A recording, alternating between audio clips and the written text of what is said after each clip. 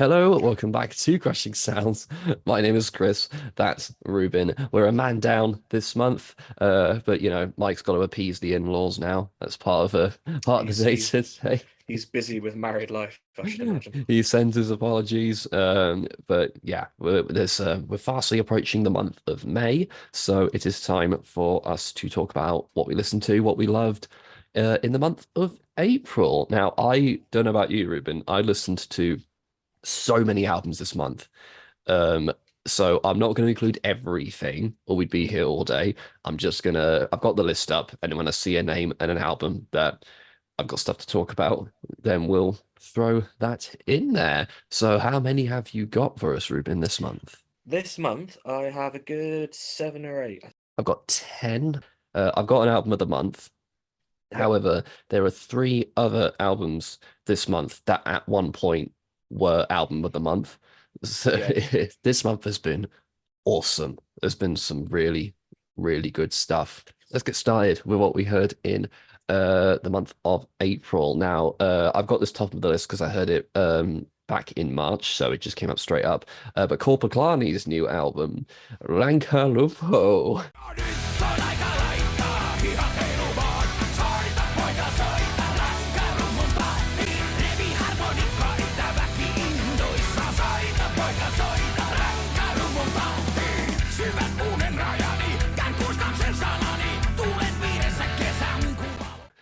I mean, I don't know Bloody what good, isn't it? I don't know what you want me to say. It's Korpiklaani doing Yeah. what they do best, and it sounds amazing. Because for me, it's the first Korpiklaani album I've heard from start to finish, and I, Right. I thought it was brilliant. But I kind of get the sense that maybe some long-time fans, such as yourself, might be like, it's Korpiklaani. It's Well, it's actually because I was in the position to interview a couple of the guys and before it dropped, and they said that they think that a lot of fans will feel that it harkens a little bit back to their more mid to early career because there's not as many slow songs. It's all quite fast paced, and that is yeah, definitely true. It's a really great album for people who love where Korpiklaani have come from. But apart from that, it still has their unique sound, really. I mean, I love folk metal. I've heard a lot of folk metal. No one else sounds like Korpiklaani. They still do it better than they've ever done. And I can't wait to see it at Bloodstock. yeah. I'm so excited to see these guys live. I really, really can't wait. It's Yeah. going to be an absolute Hobbit birthday party overnight. Oh, it's gonna be great. As long as they keep up their USP that they've got that no one's been able to replicate, they can just keep cranking these albums out and they're just gonna consistently be amazingly entertaining. Another album that I fortunately had early access to and was waiting for it to come out because I wanted people to hear it was the new album by Hypersonic, Cosmogonia.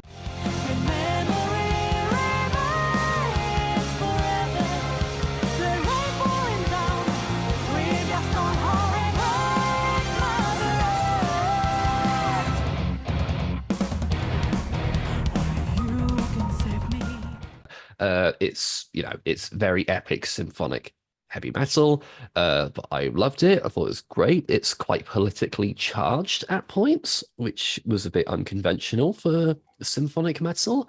This is their first album with quite a radical shift. They've got a new vocalist, they've got a new label backing them, so it almost felt like a restart. Not That's kind of harsh. It felt like a reinvention, basically. But I think they sound great, and I think they've got a lot of potential. So definitely go check out Hypersonic. It's an easy enough name to remember. So I heard, on a more negative note, I heard the new album, well, the final album by Blue Oyster Cult, Oh my Ghost God. Stories.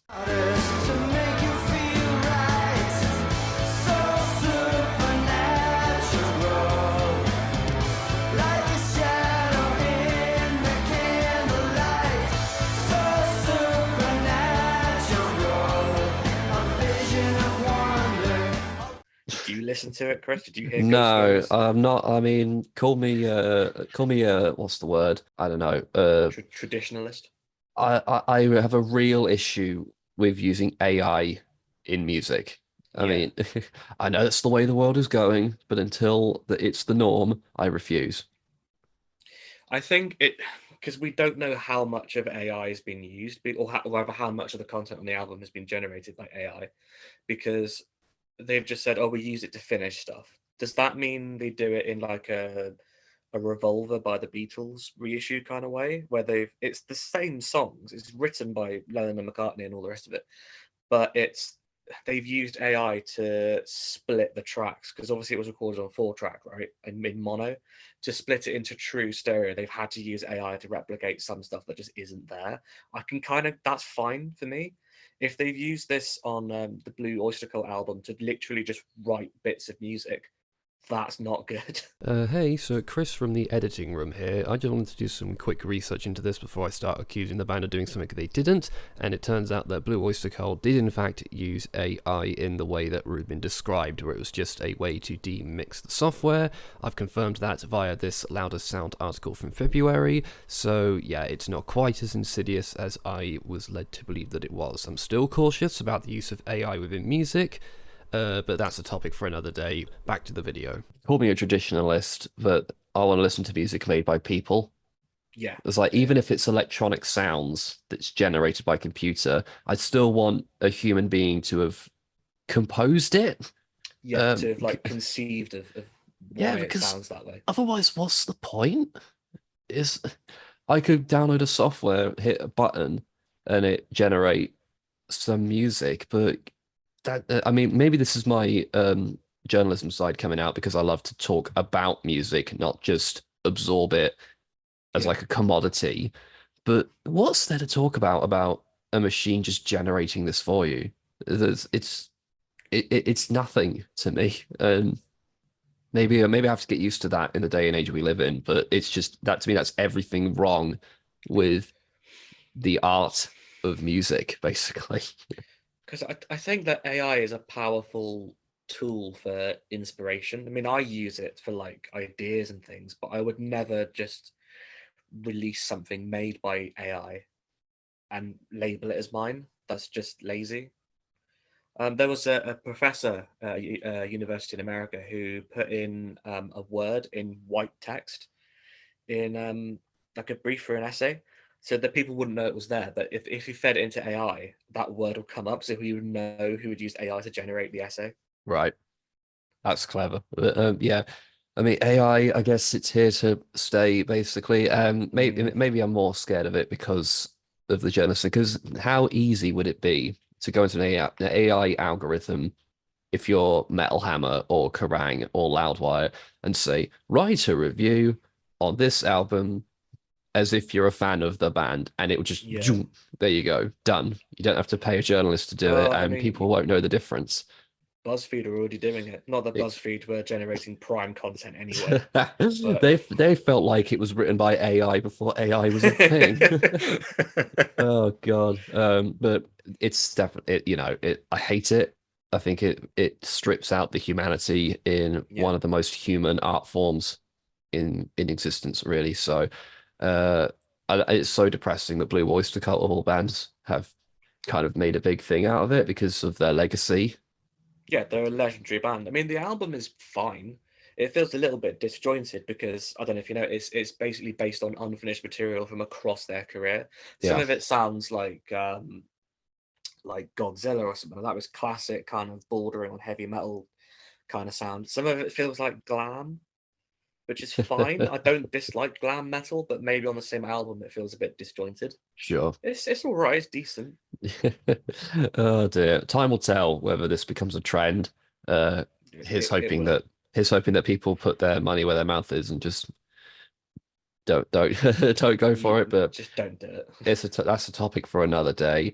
I'm gonna make things a bit more positive. I listened to the new Ingested album because, again, I got to interview their singer. He was an awesome guy. The title of the album is "The Tide of Death and Fractured Dreams."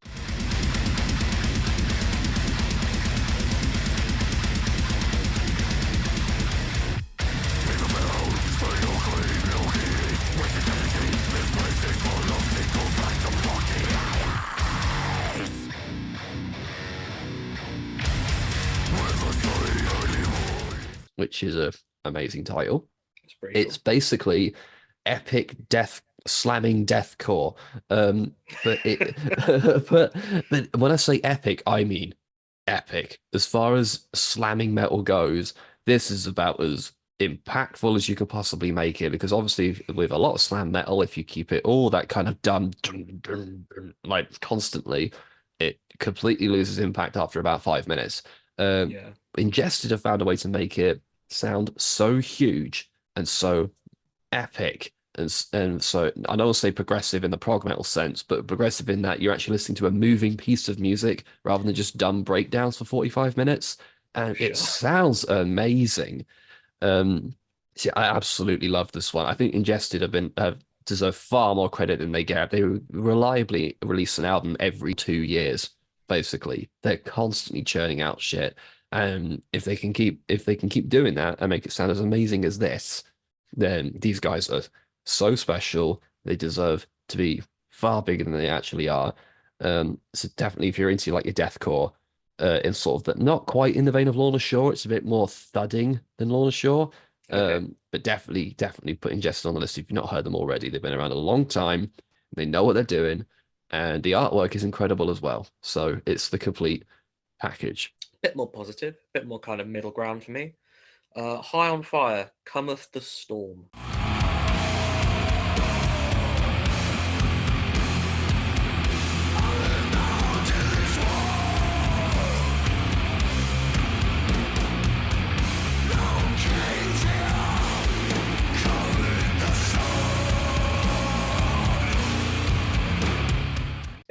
It's the first album by High on Fire that I've listened to. I know some of their older stuff. I know they were a really big influence on like sludge and stoner metal.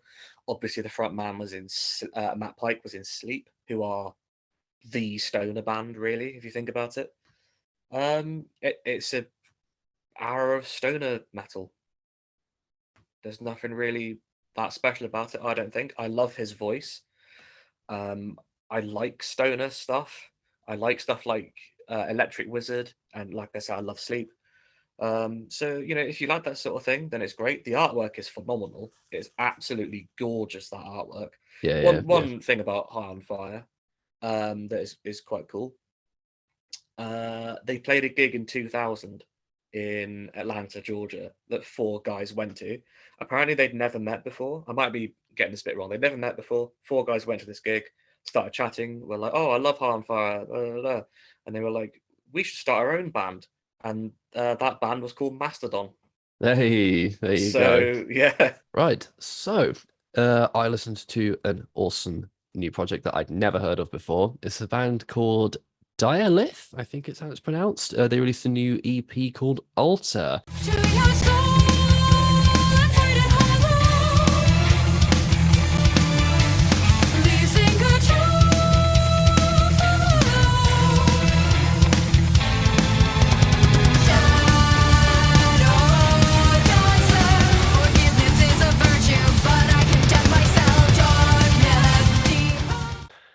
It's epic symphonic metal. I mean, it's not me if there's not a symphonic metal album on these end of month lists. It's probably one of my favorite subgenres. But there's some folk overtones in it as well. It's only a 13-minute EP, but man, they do a lot in those 13 minutes. The track Ironbound has some saxophone in it. For God's sake, it's nice. awesome. And Shadow Dancer is very Eastern inspired as well, which is a vibe I'm hearing a lot in symphonic metal bands these days. They're throwing in Eastern inspired sounds, which is really, really cool. An album we both listened to, Battle Ballads by, is it Tyr? Oh, Tira.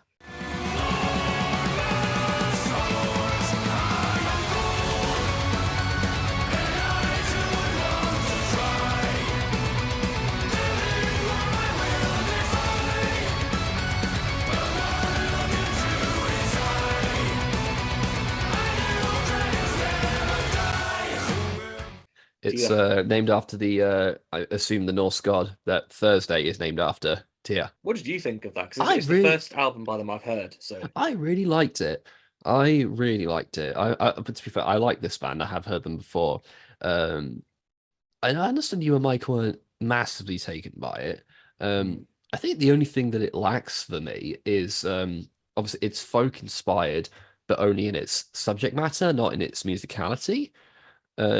If it had some traditional instruments in there, it would have listed for me. That's not really what they do, though. But I liked it. It was fun. I enjoyed it. Not mind blowing, but I thought it was really really cool. Yeah, I think I agree. I mean, it didn't do as much for me anywhere near the same level as the Korpiklaani record. I fucking love that. And Yeah, then yeah, this tier album is it's fine. yeah, I thought it was pretty epic. Hmm.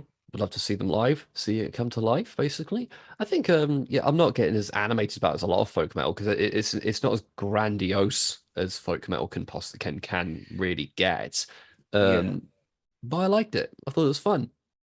And sometimes you just need a band that's fun. yeah, So, that's fair enough. But swinging Korpiklaani are funner. Korpiklaani are bonkers. Yeah. But yeah, um, swinging right to the other side of the metal spectrum, the new Benighted album, Ich Hmm. Bomb.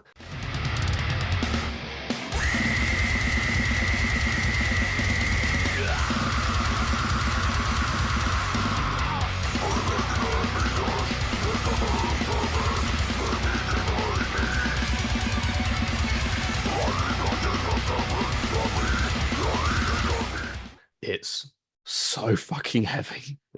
It's so heavy, full of riffs, brilliant, awesome, awesome death metal.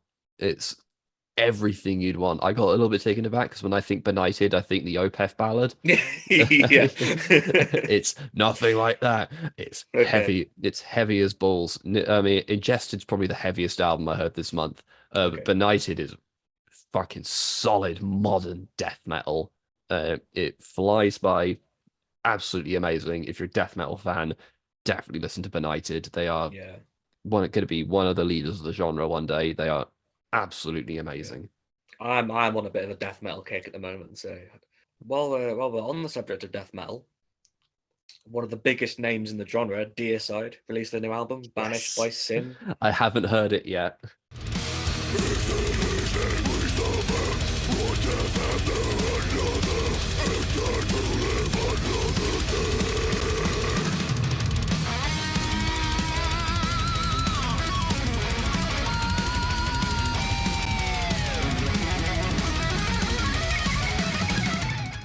Okay, so here's my review. It is 40 minutes of fast-paced, intense death metal, while Glenn Benson goes, "Oh," and talks about how much he hates Jesus.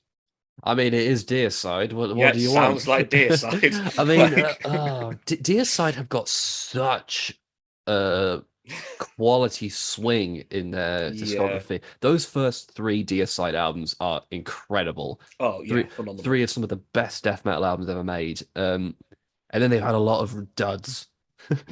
But up on the Razor's Edge, someone reviewed the new album and said it's one of the best things they've done in damn near a decade. So I probably do need Mm, to get round to it.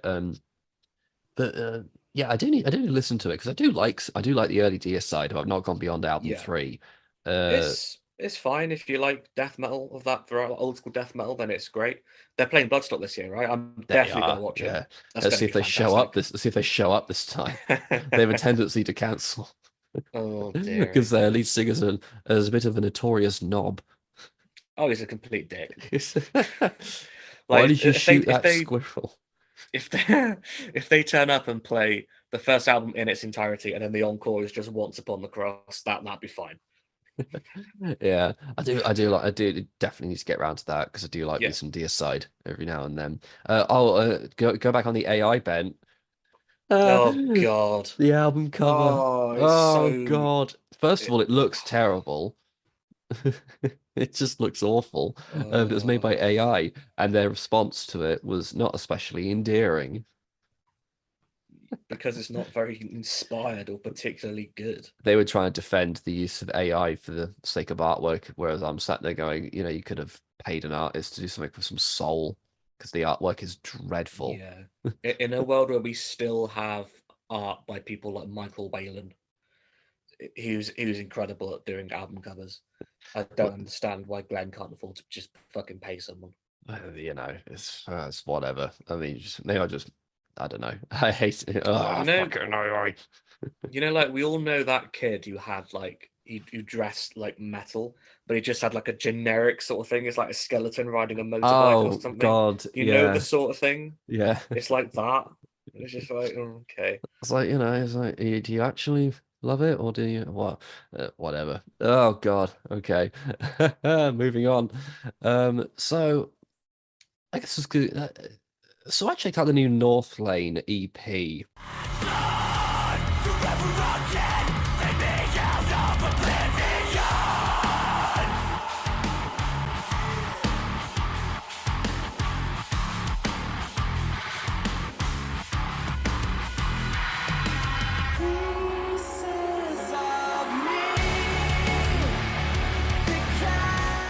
Northlane have been around a long time, and Yeah. I dismissed them as being like that kind of generic stadium alt metal kind of thing.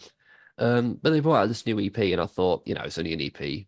Let's check it out, see what it's like. And I'm going to bring up the Thanos meme. Perhaps I treated you too harshly. It's I don't love it. Don't get me wrong. But there's more to this than I expected. There's some harsh vocals in it, which I was not prepared for. But it is kind of that epic sing along crowd fest kind of proggy metal. Um, but there's some balls to it that I wasn't expecting. The EP is called Mirror's Edge. I don't know how it's gone down with Northlane fans, whether it's considered good or not, but I was pleasantly okay with it, which I guess is as good as a review as I was expecting to give it. Maybe I'll go Hmm. listen to more of their stuff. Northlane, maybe better than I gave them credit for. I'll have to come back to that one day. Right, so this is one of the ones that for a while was sitting as my album of the month. It's by a band called Oak, Ash, and Thorn, and the album is It's a called. good name. It's a great name, and the album's called Our Grief Is Thus. Broke the day, 'neath the shadow cast, where the souls turn away. Watch them alone, champion scorned, It's epic as hell, mellow death with a paganistic theme to it. It's got amazing range. It's almost progressive at points as well. There's a great range of sounds going on, a lot of different vocal styles as well. It's a bit like a monomath at points. But there's some awesome clean vocals in there as well to give it a lot of sense of gravitas and scope. I absolutely love this one. Definitely go check it out if you haven't heard it. Yeah, absolutely amazing. If you find Mellow Death a bit too flashy, this is quite restrained in its mellow death. Hmm. It's chuggy when it wants to be, but also gives a lot of gravitas when it wants to as well. So love this one. Definitely gonna stick these guys on the list. Another one that we both heard, I presume. It Beckons Us All, the new album by Darkthrone. tremendously stirring cloud. Sad eyes behold the untouchable. Living virtue begins, rattling the sack of love.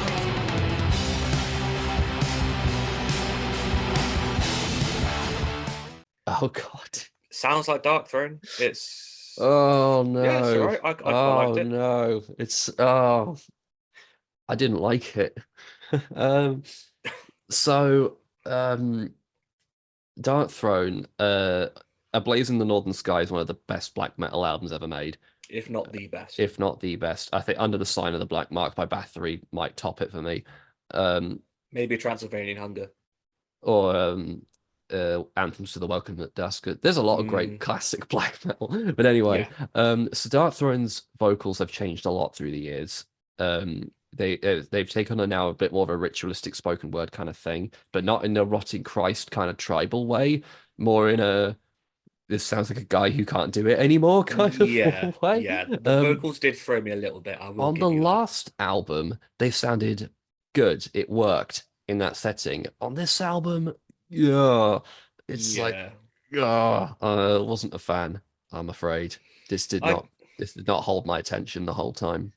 I feel like I could get past the vocals being a little. They're not shit, but they're not great either. Because musically, I thought the album sounded really cool. I mean, an album like "Bonded by Blood" by Exodus, one of the best thrash metal or indeed metal albums of all time. The vocals are fucking terrible. Like, yeah, the Bond of My Blood didn't have the legacy of a 20-year legacy that was behind it. We're all going, yeah, but could you just go back to doing that, please? that's true. That's a fair point. really, really, really hate it when people rile on a band's newest album based on what they used to be able to do before. I mean, I'm an Opeth fan, and it really winds me up when people like go, "Why can't you just go back to screaming?" It's like, because what they're doing is still great without the screaming. Yeah. It felt to me like it's just there was something missing, basically. And even on the previous album, which had not the same vocals as this, but similar to it, that just held my attention more than this. This just felt fine, basically. That's a completely fair assessment. Yeah, I mean, compared to their classic stuff, it's nothing.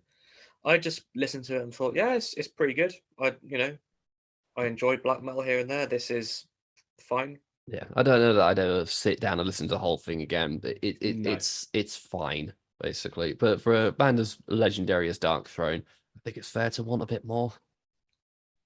Yeah, it's completely fair. Well, cool. Another one that this was my album of the month until a couple days ago. But Dune with Voidkind.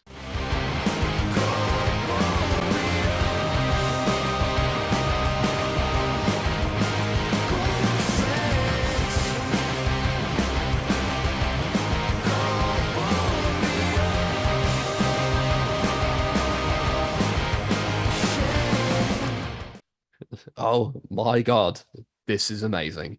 It's just incredible. It's epic. The scope is massive. The vocals are insane, no matter what style they're doing. It's, dare I say it, catchy. It's like proggy doom metal kind of thing. It's so good. I don't know why these guys have slipped under my radar until this time, but they're just phenomenal. And yes, it is Dune with a V. We've all made the joke. Let's move on. It's very cult. It's very, very cult. Yeah, absolutely incredible. Probably I guess my second favorite album of the month. But yeah, absolutely amazing. I mean, doubtless you've all heard it all already because it's doing the rounds as it deserves. It's amazing. If you're into your proggy, doomy metal, go fucking listen to Dune. They're absolutely incredible. One that caught my eye, I found this by complete accident, was a band called Falter Karma, I think it's how it's pronounced.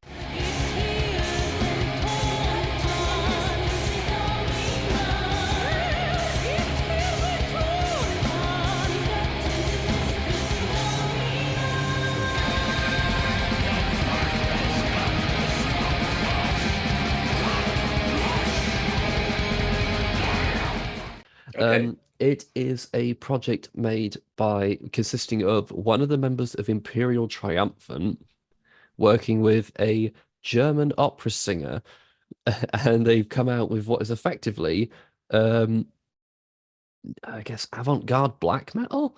It's black metal Okay. with really operatic vocals. Think Cradle of Filth, but not as stupid. But it's called, I think the album's pronounced Webermacht. It's very German in its vocal delivery, but it sounds huge. It's got a lot of balls to go as far into the opera style that it goes alongside the black metal. So it's a very unique listen. I don't think many people have heard this kind of thing before, and it sounds amazing. I mean, they have a lot of opera vocals, but she also does some of the Fry Black vocals as well. So it's a really haunting listen, but it fits with black metal so incredibly well. So yeah, really, really cool idea for a band, and the album sounds amazing. So Falter Karma is what they're called. Please go check them out. They're fucking awesome. My album of the month, I was surprised it got this high for me, was the new album from the Melvins, Tarantula Heart.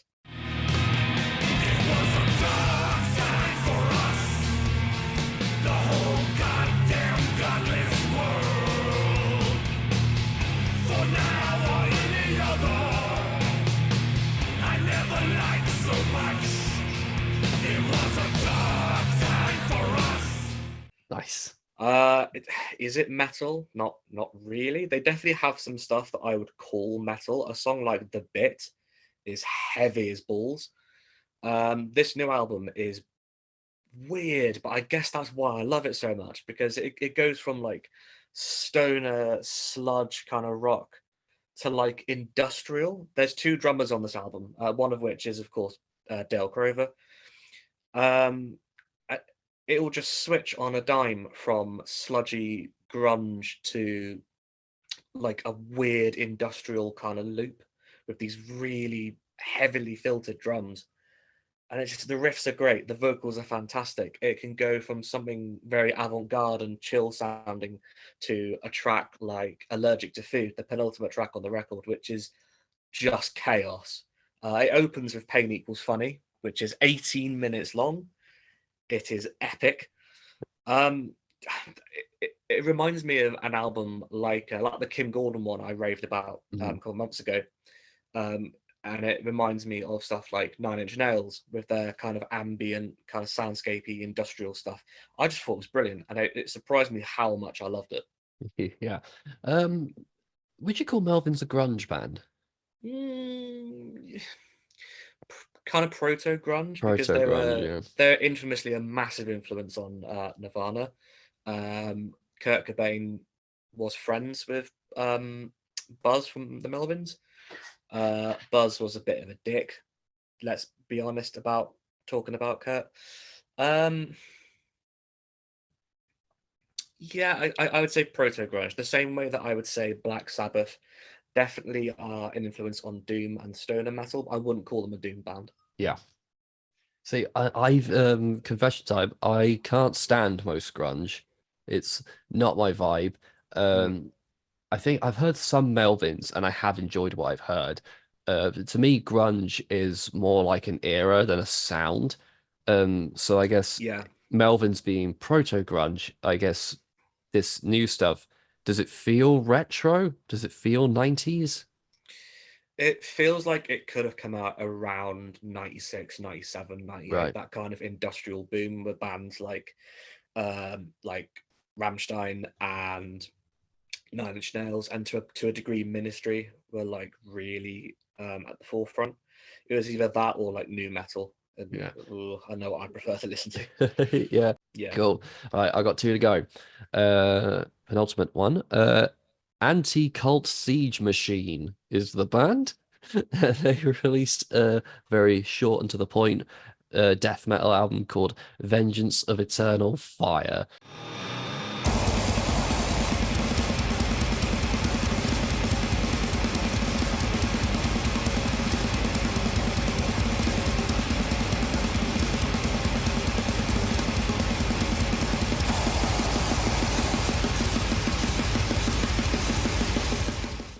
It is nice. It's mental, it's fast, it's brutal. The lyrics are disgusting.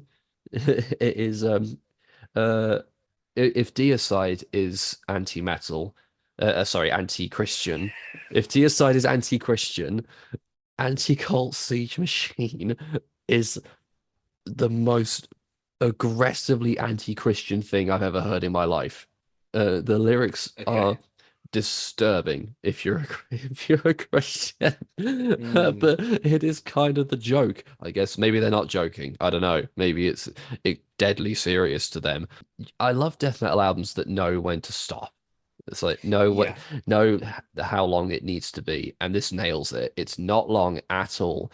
It's punch you in the face anti-theistic death metal, which you'll either know that you'll like or you won't. But if you do, this is pretty fucking entertaining, I'm not gonna lie. And my album of the month, and I did check around quite a bit to know that I was pronouncing this correctly. It's a band called O from China. There's the spelling, in case you need me to spell it out for you. The album's called Frailty.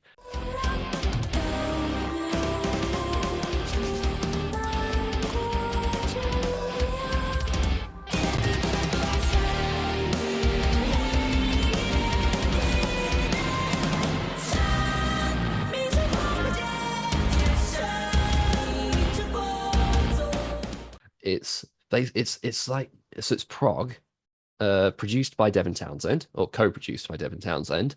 Yeah. Um, and it really does a lot of times have an air of certain points of Empath by Devin Townsend. Sort of, the slightly loose bits of Borderlands and Singularity, where it's like there's some ambience going on and like a lick. Yeah. That kind of era of Empath, not like Oh, Y cool. or Spirits Will Collide or anything like that. Okay. All right. So it's very loose, open, epic, mesmerizing prog rock, prog metal, and Devi features on one of the tracks as Yeah. well. So this came out right at the end of April. It overtook everything as my album of the month because it's so hypnotic, it's so mesmerizing. Definitely just put yourself in a dark room, put your headphones in, and stick this album on. Just let it wash over you. And again, I said it before, Chinese metal. I can't name many bands at all from that scene, but There's they there's assuredly probably exist. there's probably tons of them, but we're just not as aware in the Western world of them yet. Hopefully, there will be more that come to the forefront like this one. Yeah, and it's so good. And the vocals, she's an incredible vocalist. Yeah. They do a lot of vocal layering as well, but it's like 4 or 5 vocal tracks on top of each other that will just like go on for like 3 minutes looping, and it sounds incredible. So, oh, again, pretty sure that's how it's pronounced. Definitely go listen to this. This just shot straight up immediately as my album of the month, and Yeah. I cannot wait to hear more from these guys. So, yeah, And what a month. as an indicator of quality as well, like Devin has said he doesn't like featuring on people's tracks. He doesn't like producing stuff that isn't his own unless, he said, something stands out to him. So it must be good. Yeah, Like, and I've heard a couple of tracks and it is phenomenal. yeah. I wonder sometimes, because obviously I said some of it does air a little bit towards empath.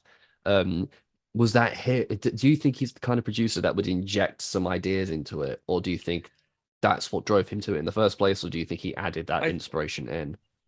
I think because it's Devin, if you get Devin to mix your work or however much input he had in it, he has a very unique style where you listen to something, oh, that sounds like Devin.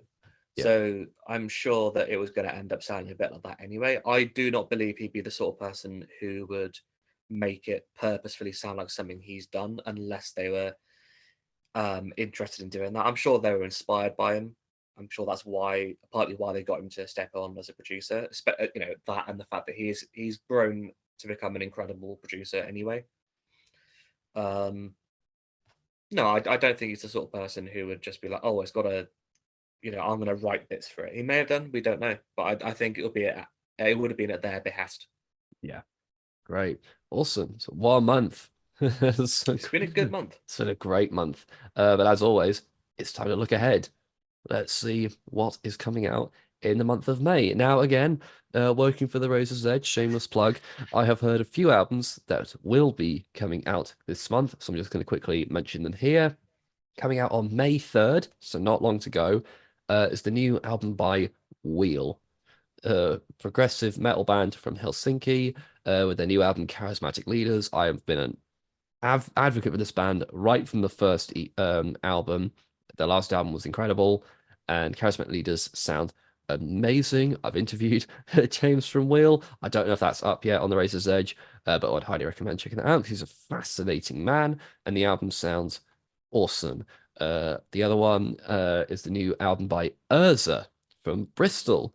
It's like sludgy, progressive sludge from Bristol. It's got a whiff of early Mastodon to it, and it sounds amazing. So definitely get that on your radar as well. And the other one that I've heard so far is Crown Shift with their debut album. Their Crown Shift got quite the pedigree. They've got members from Children of Bodom, Nightwish, Winter Sun, Fintroll, and Migraine. And it sounds bonkers. It's the most bombastic, symphonic death metal, mellow death that probably since Children of Bodom.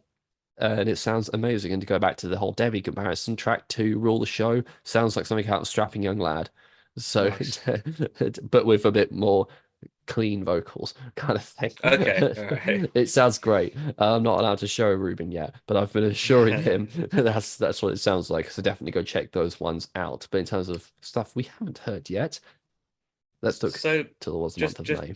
just quickly, what date does the Urza album come out? Because we both seen Urza, they're amazing. I really want to hear this new record. Let me get up the press pack. Ooh, look at me. Ooh, look at you with your EPK. May 3rd. May 3rd, cool. The Scorching Gaze, it's That's called. going in the diary. It's very, very good. Stay tuned for my review up on the Razor's Edge coming out soon, if not out already. Do you work for Razor's Edge, Chris? Apparently. Let's see. May 3rd, a bunch of stuff's coming out. POD are releasing an album. Cool. Imperial Triumphant releasing a re-release of Vile Luxury. That should be a lot of fun. Wheel comes out that day, obviously, already mentioned. May 10th, Annette Olsen, who's a former vocalist of Nightwish, which should be interesting. It's a full-on solo album, so I might have to look into that. I mean, she is not my favorite Nightwish singer.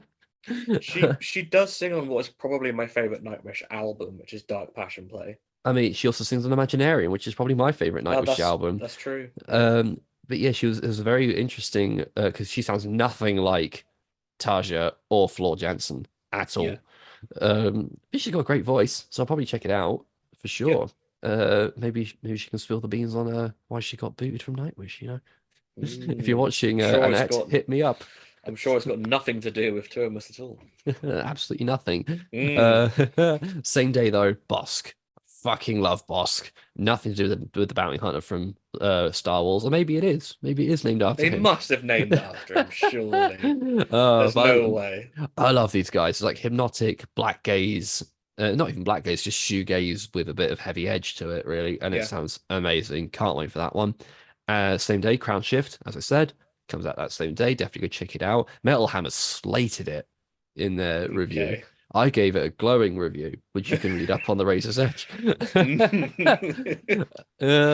Again, same day, Knocked Loose are releasing an album. If you can deal with your Mickey Mouse vocals, I quite like Knocked Loose, actually. I do quite like him. I'm not that into him. I mean, I don't know he's a hardcore, but I quite like Knocked Loose, not gonna lie. Bit of Power Man 5000, fucking rubbish. I forgot about them. Jesus. You know, it is what it is, but they're still a thing. The new 6 Feet Under album comes out that day. Oh god. I mean, can it be worse than their last album, which was an absolute travesty? If you've not heard The Noose by 6 Feet Under, I would highly recommend it. It's hysterical. It is like the Saint Anger of old school death metal. It's brilliant. I love it. I listen to The Noose if I need to pick me up. It's fucking hysterical. Speaking of old school death metal, though, Necrophagia have a new album coming out on the 10th. Yeah. Moribundus Grim. That's going to be really good. More death metal on the 17th. Gatecreeper have a new album coming out. Jumping a bit ahead there. Jumping a bit, but Gatekeeper, absolutely incredible. Absolutely incredible. Staying on the 10th, though, we got Uncle Acid and the Dead Beats releasing Nel Ora Blue. Incredible, catchy, sludgy rock. It's amazing. Unleash the Archers, going to be one of the big power metal albums of this year, coming out on the 10th with Phantoma. Very, very excited for that. And they're playing Bloodstock this year, so this is the album you're going to want to listen to ahead of that performance. 17th, you mentioned Gatecreeper, obviously. Yep. Absolutely amazing. Incredible band. Also on the 17th. Yeah, there's a lot. Marty Friedman. Marty Friedman, sorry. Marty Friedman. Marty Friedman. Is that like Gordon Freeman's derpy younger brother? Martin Freeman. Martin Freeman. It's just him being really polite over death metal music. No, obviously Marty Friedman is one of the best guitarists in metal. He was so talented that whenever someone asked him, would you maybe consider joining Megadeth again? No, not a fucking chance. Speaking of guitarists in the Big Four, Kerry King's album comes out that same day. I mean, The AI artwork that looks suspiciously oh like the my, Deicide artwork. I wasn't going to get into that again, but yeah. Well, Um, but fair play to the guy for not wanting to stop what he's doing. So, I mean, I'll definitely give it a listen because I am very curious. But yeah, Kerry King's solo album comes out that day. dear, oh Remains to be seen how that gets received. dear. Same day though, Pain, I Am. I was in the very fortunate position to get to speak to Peter Taglen up on the Razor's Edge. Um, Okay. a few days ago. Absolutely fascinating man. And this album is really, really cool. It's like industrial rock metal. Nothing like his work in Hypocrisy, as you can imagine. But really, really cool stuff. Really, really enjoyable. Very catchy like you wouldn't believe. So definitely check out that one. Paul Bearer also releasing Minds Burn Alive. I fucking love Paul Bearer. Awesome epic doom metal. They never put a foot wrong. So very excited for this one. It's going to be another one in their line of classic albums for sure. Very cool. The same day, 17th. There's so much come out on the 17th. I know, right? There's a new Slash album. I can imagine what it sounds like. I'm pretty sure Miles Kennedy sings in it again. I mean, he's a great vocalist, so why not? He's alright. Yeah. He's a great vocalist. Let's see. Moving on. Oh, yes, here we go. This is one of my most anticipated albums of the year. May 24th, the new Rotting Christ. I Yes. fucking love Rotting Christ. I know they've had a bit of a shift in style for the last three albums. It's a lot more tribalistic than the black metal than it used to be, but I absolutely adore it. It's hypnotic, tribalistic black metal is best form. I know some die-hard Rotting Christ fans were not especially taken by the last album. I thought it was amazing. So, and I've heard some of the early singles that are coming off of this album, and I'm so excited to hear the whole thing. I love this band. Can't wait to see them at Bloodstock as well. Yep. Christoi? Pro Christoi? I don't know how it's pronounced. I've been calling it Prosistry. I think, why did anybody tell me? I mean, I'm probably wrong. But yeah, cannot wait for this one. It's what hopefully gonna be one of my albums of the whole year. I fucking love this band. So on the 31st, a band that I've been privileged to have played with from one of my old bands, Shrapnel, have a new Yeah. album coming out called In Gravity. It's straight up thrash, so I can't wait. I love thrash. Can't go wrong. Awesome. And they're all really sound guys as well. Great. That same day, Rhapsody of Fire. Oh, I mean, yeah. absolutely amazing. Again, one of the power metal records to look out for this year. I mean, it's Rhapsody of fucking Fire. I mean, it's gonna be fun. I swear, I've heard the name Thou before. I'm sure I've seen that name before. Hmm. So it's called Umbilical. It's a new album. So I need to brush up on who they are because I've definitely heard their stuff before, but I can't remember if I liked it or not. That could be really, really cool. I think that's it though for the moment for May. Cool. Yeah, yeah. Some good stuff. Most of it coming out on the 17th. Yeah, that's going to be a big day. Okay, cool. So there we go. What a month. What a month. Yeah, I apologize for the severe drop in quantity on Crushing Sounds. I'm sorry, I'm just busy over at the Razor's Edge, but I do have ideas for what I want to do with Crushing Sounds. Just got to figure out how it's going to slot in. But Crushing Sounds is still alive and we'll still keep going. And we're getting very close to Bloodstock. They've started announcing the new Blood bands, and some of them are sounding really, really good. So Yeah, I'm I'm really excited for that. very, very excited for more of that to come out. Thank you all for watching this month. What were some of your favorite albums that were released this month? What are you looking forward to in the month of May? Cool. So I've been Chris. That's Reuben. Thank you so much for watching Crushing Sounds. Go listen to some amazing heavy metal, and we'll see you in the next video.